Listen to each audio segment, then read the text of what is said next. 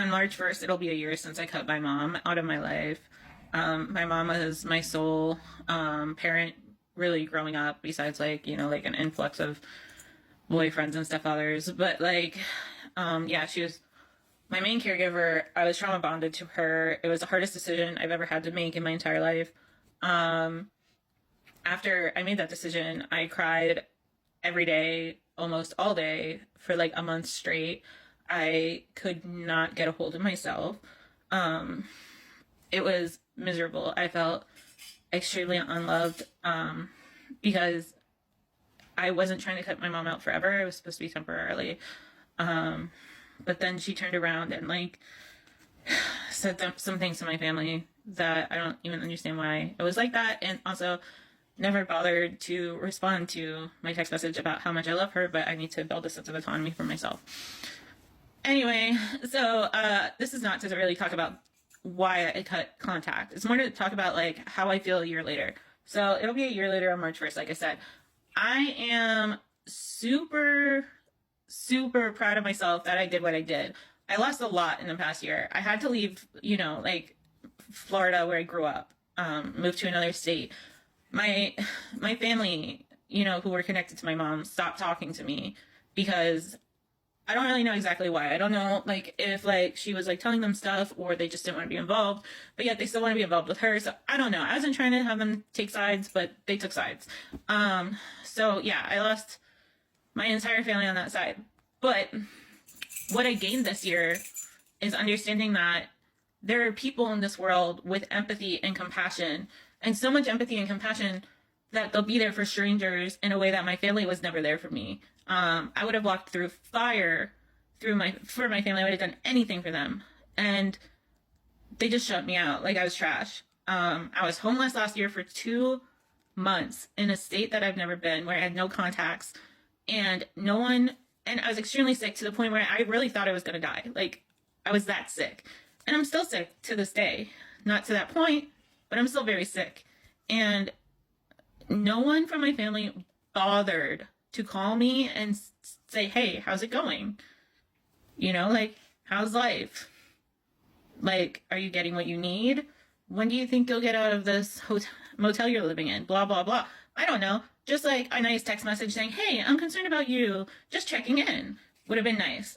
Instead, when I called my grandmother to tell her I'm not even going to go into that. Anyway, so it's been dead silence from my family for a while.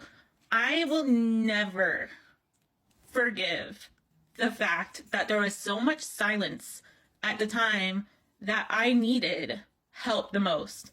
People came out of the freaking woodwork. People I hadn't talked to in almost 20 years from high school came out of the woodwork to be there for me. To be there for me and my husband, and to help us, and to just check in. I'm not even talking about money. I'm talking about like checking in, seeing how we're doing, giving us tips on how to survive the winter, stuff like that. Telling us about like different organizations and groups we should contact for help. Just like some kind of support. One of my ex-stepfather's father, so like my step-grandfather and his wife, have been extremely active and like being there for me. They've been talking to me and checking in regularly. They helped us pay for 2 weeks at the motel that we were stuck at. They just have been like incredible. They asked to see pictures. They asked to know like how we're growing. They validate the trauma I went through as a child, even the trauma involving their own son. And they're just so amazing. And the funny thing is that my mom has always villainized these people. So it's just like, it cracks me up that these are the only people that are there for me. They're not asking for anything in return. Nothing.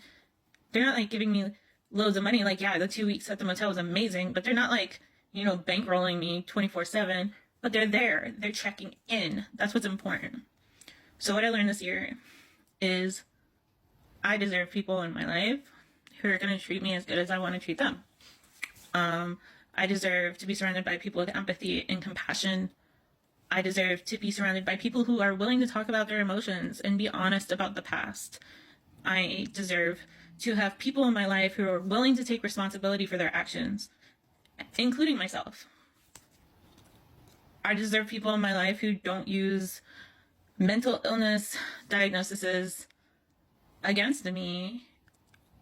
I deserve people in my life who aren't going to make fun of my physical illnesses and what I'm going through, or even make them less than what they are.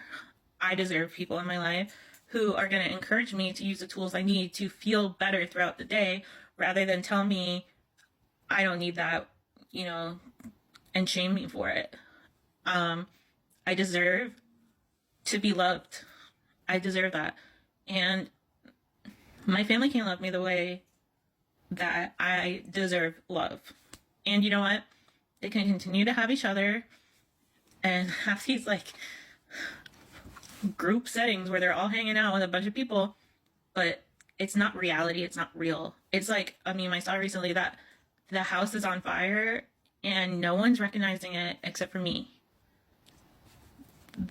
If you're in that situation, it's time to make some decisions. And I'm not saying go no contact, but stick up for yourself.